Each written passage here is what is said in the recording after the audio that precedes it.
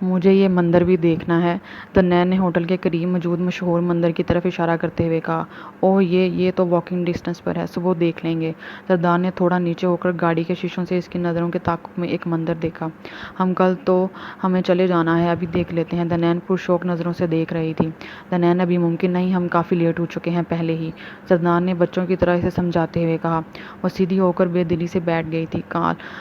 کل کا دن بھی وہ ہوٹل میں اکیلی بور ہوتی رہی تھی۔ وہ کسی ڈائریکٹر کے ساتھ ملنے گیا ہوا تھا۔ زرداد نے بیٹھ سے پیار سے اس کی طرف دیکھا۔ وہ کچھ خفا سی بیٹھی تھی۔ صرف آج ہی چند جگہوں پر وہ گھومے تھے اور اب واپس ہوٹل جا رہے تھے۔ فون کی بار بار آواز پر زرداد نے منہ پر سے تکیہ اٹھایا تھا۔ ایک نظر فون پر اور دوسری گھڑی پر ڈالی۔ صبح کے 10 بج رہے تھے۔ مشہود کا نمبر فون پر چمک رہا تھا۔ بولو، فون کان کو لگاتے زرداد نے کہا، جبکہ اس کے ہاتھ انگڑائی کی صورت اوپر اٹھے تھے۔ سر، کچھ مسئلہ کھڑا ہو گیا ہے یہاں۔ مشہود کی آواز میں پریشانی تھی۔ اس کے عقب سے شور بھی سنائی دے رہا تھا۔ کیوں، کیا ہوا؟ سر، ونڈو کا پردہ ہٹا کے نیچے دیکھیں ذرا، ٹیرس میں مت نکلیے گا، پردہ ہٹا کے دیکھیں۔ مشہود کی پریشانی اس کی سمجھ سے بالاتر تھی۔ زرداد کمبل کو ایک ہاتھ سے اپنے اوپر سے اٹھاتا ہوا نیچے اترا تھا۔ پردہ ہٹا کر دیکھا تو نیچے لوگوں کی بھیڑ اکٹھا تھی۔ ہاتھوں میں بینرز پکڑے رکھے تھے۔ کچھ میں تو ہندی لکھی تھی اور کچھ میں انگلش میں لکھا تھا۔ لوگ اس کے خلاف احتجاج کر رہے تھے، اسے انڈیا سے باہر نکالنے کے اور اس کے گانے یہاں بین کرنے کے لیے۔ اسے کچھ سمجھ نہیں آ رہا تھا۔ مشہود پر پریشان آواز میں اسے کچھ بتا رہا تھا۔ کل تاج محل کے سامنے کھڑے ہو کر اس نے جو ملی نغمہ گایا تھا، وہ ویڈیو وائرل ہو گئی تھی۔ نغمے کے بعد جو اس نے 2 دفعہ پاکستان زندہ باد کا نعرہ لگا ڈالا تھا، اس پر زیادہ کنٹروورسیز ہو رہی تھیں اور کچھ شرپسند لوگ مشتعل ہو گئے تھے۔ پاکستان اور ہندوستان کے آپس کے حالات پہلے ہی کچھ کشیدہ چل رہے تھے۔ اوپر سے لوگوں نے اس کی اتنی سی بات کو ہوا بنا کر ملک میں جگہ جگہ احتجاج شروع کیا ہوا تھا۔ ایک رات کے اندر سوشل میڈیا کے ذریعے اس کو بری طرح کنٹروورسیز کا نشانہ بنایا جا رہا تھا۔ سر، آپ پریشان نہ ہوں، میں نے ڈبل سیکورٹی کی بات کی ہے، وہ لوگ بس آنے والے ہوں گے، آپ اور میم کمرے سے باہر مت آئیے گا۔ پولیس پہنچ چکی ہے، ویسے اتنی پریشانی کی بات نہیں ہے، پولیس لوگوں کو سنبھال رہی ہے، یہ چند شرپسند لوگوں کا کام ہے بس۔ زرداد نے فون کو بند کیا، بالوں کو ہاتھ کے ذریعے ماتھے سے پیچھے کیا اور ایک دم سے کسی خیال کو آنے پر وہ چونک گیا تھا۔ دنین کمرے میں موجود نہیں تھی۔ وہ تیزی سے بھاگتا ہوا واش روم کی طرف گیا۔ اس کا دروازہ کھلا تھا۔ دنین، اس نے ٹیرس پر دیکھا، وہ وہاں بھی نہیں تھی۔ ایک دم سے زرداد کے چہرے پر پریشانی کی لکیریں بن گئی تھیں۔ وہ تیزی سے کمرے سے باہر نکلا۔ دنین کو کوریڈور میں پاگلوں کی طرح آوازیں دیں، لیکن نہیں، وہاں بھی نہیں تھی۔ جلدی سے مشہود کا نمبر ڈائل کیا۔ دنین کمرے میں نہیں ہے، نیچے لابی میں چیک کرو ذرا، میں اوپر سارے فلور دیکھتا ہوں۔ وہ تیزی سے کمرے سے باہر نکلا تھا۔ دل تیز تیز دھڑک رہا تھا۔ اسے دنین سے اس طرح کی بیوقوفی کی توقع ہرگز نہیں تھی۔ اس کے پاس تو فون بھی نہیں تھا۔ وہ اور مشہود پورے ہوٹل میں اسے تلاش کر چکے تھے۔ زرداد کو اب دنین پر غصہ آ رہا تھا۔ آخر کو وہ کہاں چلی گئی تھی؟ دل تھا کہ ایک انجانے خوف سے دھڑکنے لگا تھا۔ ویڈیو میں وہ اس کے ساتھ کھڑی تھی بالکل، اور لوگوں نے الگ سے ان کی تصویریں بھی لی تھیں۔ زرداد نے ٹی وی آن کیا۔ ہر نیوز چینل نے اسی بات کو اچھالا ہوا تھا کہ اس نے پاکستان کا ملی نغمہ تاج محل کے سامنے کھڑے ہو کر گایا تھا۔ مشتعل افراد اور کچھ پارٹیز بری طرح سے اس کے خلاف بول رہی تھیں۔ کیا پاگل ہیں یہ لوگ؟ زرداد نے زور سے ریموٹ دیوار میں مارا۔ مشہور نے اسے سختی سے منع کیا تھا کہ وہ خود آس پاس دیکھ کر آتا ہے، دنین کو ہوٹل سے باہر نہ آئیے گا۔ وہ سر کو ہاتھوں میں جکڑ کر بیٹھا تھا کہ اچانک اس کے ذہن میں کل مندر والی بات آئی۔ وہ تو کہیں وہ اکیلی پاگل لڑکی۔ زرداد نے دانت پیسے۔ جلدی سے مشہود کو کال ملائی، پر وہ اس کا نمبر مصروف میں جا رہا تھا۔ وہ تیزی سے اٹھا، ہوڈ پہن کر اچھی طرح منہ کو چھپایا، سن گلاسز لگائے اور کمرے سے باہر نکل آیا۔ اور تیزی سے لوگوں کی بھیڑ میں سے نکلنے کی کوشش کر رہا تھا، جب کسی آدمی نے اس کو پہچان کر جلدی سے فون پر نمبر ملایا۔ وہ تیز قدم اٹھاتا بھیڑ کے ایک طرف سے نکلنے میں کامیاب ہو چکا تھا۔ وہ تیز قدم اٹھاتا مندر کی طرف جا رہا تھا۔ دل تھا کہ انجانے خوف سے پھٹنے کو تھا۔ مندر میں وہ کہیں نہیں تھی۔ اس کے پیروں تلے سے زمین نکل گئی تھی۔ لوگ پاس سے گزر رہے تھے۔ اسے ہر شخص کی نظروں سے عجیب سا احساس ہو رہا تھا۔ پریشانی میں وہ بار بار دانتوں سے اپنے ہونٹ کچل رہا تھا۔ وہ جلدی سے اس کے آس پاس کے لان میں دیکھ رہا تھا۔ اس کی نظریں تیزی سے ارد گرد گھوم رہی تھیں۔ جب اچانک اس کی جان میں جان آئی۔ وہ ایک عورت کے ساتھ بیٹھی مزے سے باتیں کر رہی تھی۔ دنین، وہ اسے دور سے پکارتا ہوا آگے آیا۔ دنین اسے دیکھ کر مسکرا اٹھی۔ ہر معاملے سے یکسر انجان تھی۔ زرداد نے پاس جا کر زور سے اس کا بازو دبوچا تھا۔ پاگل لڑکی وہ بری طرح اس پر دھڑا تھا۔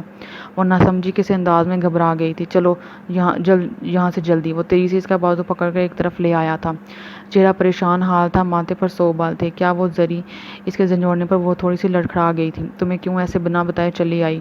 زرداد نے دانت پیستے ہوئے اسے غصے سے دیکھا۔ بیوقوف کہیں کی! وہ بار بار اپنا منہ چھپاتا ہوا اسے ایک درخت کے نیچے لے آیا تھا۔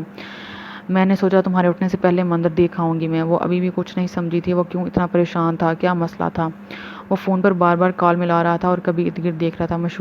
ہیلو مشہود، سنو، ہاں ہاں مل گئی ہے وہ۔ اس کی آواز اس کے اندر کی پریشانی کا حال بتا رہی تھی۔ اچھا سنو، ہوٹل کے دائیں طرف کے مندر کے باغ میں ہیں ہم دونوں، جلدی پہنچو۔ زرداد نے موبائل جیب میں رکھا اور پھر سے ارد گرد دیکھا۔ دوپٹے سے منہ ڈھک لو اپنا، دنین کو غرانے کے انداز میں کہا۔ ذری ہوا کیا ہے مجھے بتا تو، کیوں اتنی پریشان ہو؟ وہ خود بھی سنجانی پریشانی سے بحال ہو گئی تھی۔ اس نے آج سے پہلے کبھی زرداد کو اتنا پریشان ہوتے نہیں دیکھا تھا۔ تم اپنی بکواس بند کرو کچھ دیر کے لیے، سمجھی تم؟ اس نے ہونہار نظروں سے گھورا اور دھاڑنے کے انداز میں کہا۔ وہ سہم گئی۔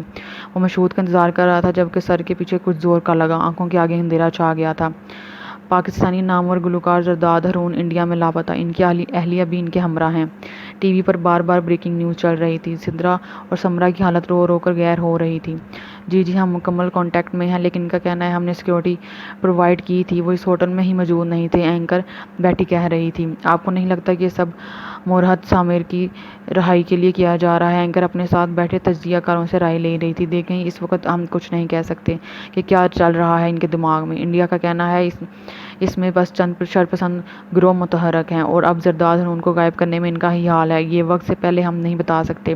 ان کی اہلیہ بھی ان کے ہمراہ ہیں، دونوں لاپتہ ہیں۔ ان کے اہل خانہ سے آپ سب کی ملاقات کروا دیں گے کچھ دیر میں، اینکر اپنی کرسی گھماتے ہوئے کہہ رہی تھی۔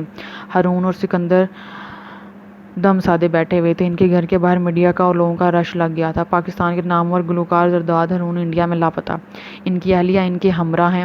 ٹی وی پر ہر جگہ یہی آوازیں سنائی دے رہی تھیں۔ سر میں شدید درد کے زیر اثر بہت مشکل سے زرداد نے دھیرے سے اپنی آنکھیں کھولی تھیں۔ اون ان کے پاس سے آوازیں آ رہی تھیں۔ زرداد کے بازو نہیں ہل رہے تھے۔ اس نے مکمل آنکھیں کھولی تھیں۔ اس کے بازو ایک لکڑی کی کرسی کے بازو کے ساتھ بندھ کر جکڑے ہوئے تھے۔ اس کے بالکل ساتھ نیچے زمین پر دنین بیٹھی تھی۔ اس کے ہاتھ پیچھے بندھے ہوئے تھے اور اس کے منہ پر کپڑا بندھا ہوا تھا۔ وہ مسلسل چیخنے کی کوشش کر رہی تھی، لیکن منہ پر کپڑا ہونے کی وجہ سے وہ چیخ بھی نہیں پا رہی تھی۔ انتہائی گندا، مٹی اور ٹوٹی پھوٹی چیزوں سے ہٹا ہوا کمرہ تھا۔ جس کرسی کے ساتھ اسے باندھا ہوا تھا وہ بھی کوئی پرانی سی کرسی تھی۔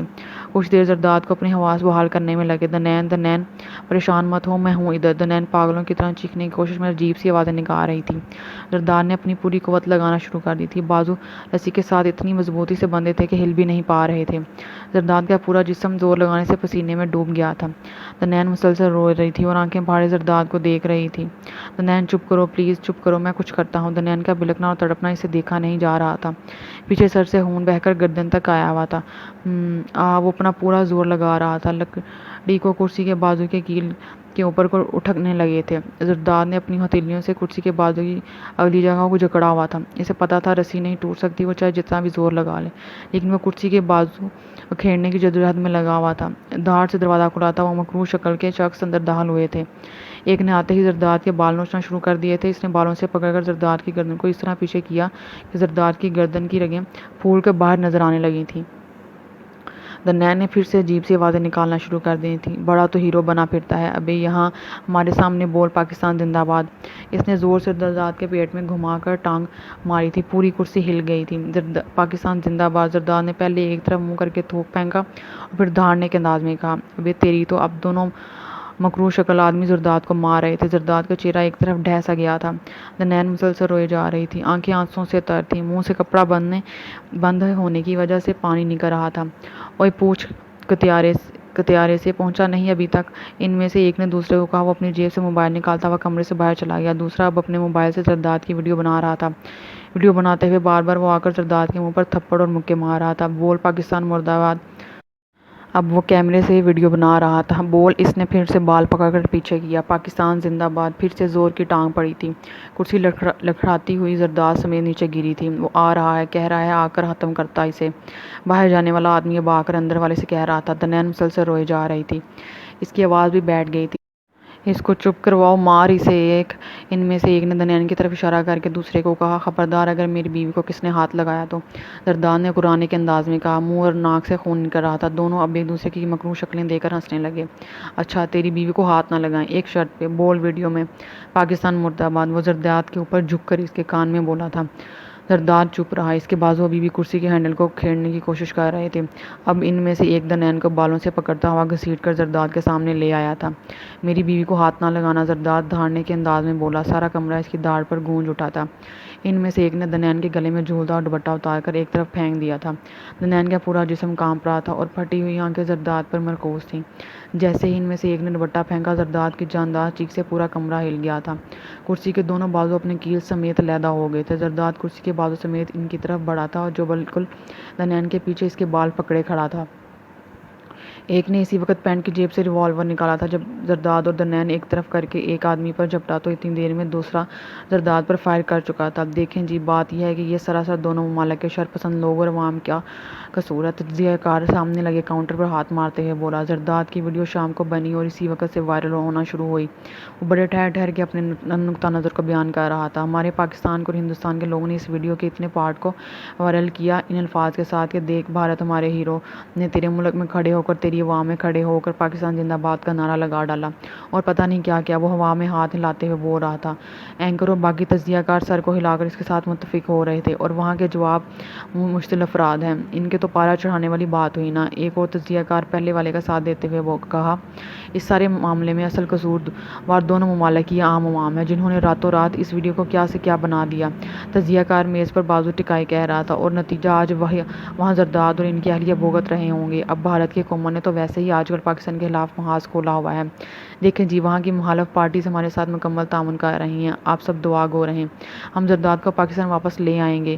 ٹی وی کے ہر چینل پر ایسے پروگرام چل رہے تھے۔ گولی زرداد کے کندھے کو چھوتے ہوئے گزری تھی۔ دنان کی آنکھ پھٹنے کی حد تک کھل گئی تھی۔ وہ ایک دم سے ساکت ہوئی تھی، ایسے جیسے کاٹو تو خون نہ ہو۔ زرداد کے جسم کو جھٹکا لگا تھا، وہ تھوڑا سا لڑکھڑایا تھا، چہرہ تکلیف سے ایک دم زرد پڑا تھا، لیکن حواس کو قابو میں رکھتے ہوئے اس نے بنا کسی تاخیر کے ایک ہی لمحے کے اندر دوسرے آدمی کے ریوالور تانے ہوئے بازو کو اپنی ٹانگ کچھ اس طرح سے گھما کر ماری کہ ریوالور اچھتا ہوا ایک طرف گرا تھا۔ دونوں ایک جسٹ میں زرداد پر اوپر جھپٹ پڑے تھے۔ دنان کا دل خوف سے پھٹنے کی حد تک آ گیا تھا، لیکن وہ دونوں زرداد کے آگے زیادہ دیر ٹک نہ سکے تھے۔ پل بھر میں ہی اس کو باندھ کر مارنے والے دونوں اس کے ہاتھ کھل جانے پر اس کے فولادی جسم کے آگے اپنے مریل سے کالے جسموں کو ٹکا نہیں سکے تھے۔ وہ جو بچپن سے ہی اپنے سے بڑے لڑوں کو ڈیر کر دیتا تھا، اس کے لیے یہ دونوں کچھ بھی نہیں تھے، بس اس کے ہاتھ کھلنے کی دیر تھی۔ وہ بار بار ان کے منہ پر مکے جڑ رہا تھا۔ مکے کے ساتھ ساتھ بازو کے ساتھ بندھی ہوئی لکڑی ان کا منہ چھیلتی ہوئی جا رہی تھی۔ دونوں ڈھیر تھے، سنائی ہی نہیں دیا تھا کہ میری بیوی کو ہاتھ نہ لگانا، زرداد چیخ رہا تھا۔ پھر ایک دم سے اٹھا تھا، جلدی سے اپنے بازو کھولے، کرسی کے بازو ایک طرف پھینکے، ایک طرف پڑے ریوالور اس کے پاس پڑے دنان کے دوپٹے کو اٹھایا، ریوالور کو اپنی پینٹ کی جیب میں رکھا، منہ سے ناک اور کندھے سے خون میں بری طرح لٹ پٹ تھا وہ۔ دنان کے پاس آ کر اس کے بازو پیچھے کھولے، منہ کی پٹی جیسے ہی کھولی، دنان کو ایک دم سے کھانسی آ گئی تھی۔ مٹی سے سارے کپڑے ہٹے ہوئے تھے، بال بری طرح بکھرے ہوئے تھے، آنکھیں سرخ تھیں، جسم خوف سے کانپ رہا تھا، آواز چیخ چیخ کر بند سی گئی تھی۔ وہ تڑپ کر زرداد کا سینے سے جا لگی تھی اور پورا جسم کانپ رہا تھا۔ وہ کچھ بھی بولا نہیں جا رہا تھا۔ دنان چلو یہاں سے، سن رہی ہو مجھے، چلو یہاں سے۔ زرداد نے پیار سے اسے خود سے الگ کیا، اس کے چہرے کو اپنے دونوں ہاتھوں میں لے کر اوپر اٹھایا۔ وہ بری طرح خوفزدہ تھی۔ کچھ نہیں ہوا، کچھ نہیں ہوا، ہوش میں آؤ اب، چلو یہاں سے نکلنا ہے ہمیں۔ وہ اس کے ساکت جسم کو ہلا رہا تھا، پھر ایک دم سے مڑا اور ان دونوں لڑکوں کی جیبوں میں ہاتھ ڈال کر موبائل لیا، گاڑی کی چابی نکال چکا تھا، ہاتھ سے گھسیٹتا ہوا دنان کو باہر لے کر آیا۔ عجیب ہی کوئی ویران سی جگہ تھی، جیسے کوئی جنگل سا ہوتا۔ زرداد نے وہاں کھڑی گاڑی کا دروازہ کھول کر اس کی فرنٹ سیٹ پر دنان کو بٹھایا، جلدی سے چابی لگائی اور گاڑی سٹارٹ کی، اور تیزی سے بنا کچھ جانے وہ ایک طرف گاڑی کو بڑھا چکا تھا۔ فی الحال یہاں سے نکلنا زیادہ ضروری تھا، یہ لوگ بس باتیں کرنے کو ہیں اور کچھ نہیں۔ شاہزاد نے اٹھا کر ریموٹ ایک طرف مارا، آنکھیں کرب اور انجانے خوف سے بھری پڑی تھیں۔ صرف اس کا حال ہی یہ نہ تھا، بلکہ گھر کے ہر فرد کی یہی حالت تھی۔ ہارون تو اپنا سر نیچے گرا کر ایسے بیٹھے تھے کہ ماتھے پر پسینے کے قطرے چمک رہے تھے۔ بیٹے اور دنان کی محبت سے دل پھٹا جا رہا تھا۔ سکندر کی آنکھیں آنسوں سے تر تھیں۔ سدرا اور سمرا کو شال، منال اور اسما سنبھال رہی تھیں۔ ایک ماتم کرنے جیسا عالم تھا گھر میں۔ آج کے لیے اتنا ہی، آئندہ کے لیے ہمارے ساتھ رہیے گا۔ اللہ حافظ۔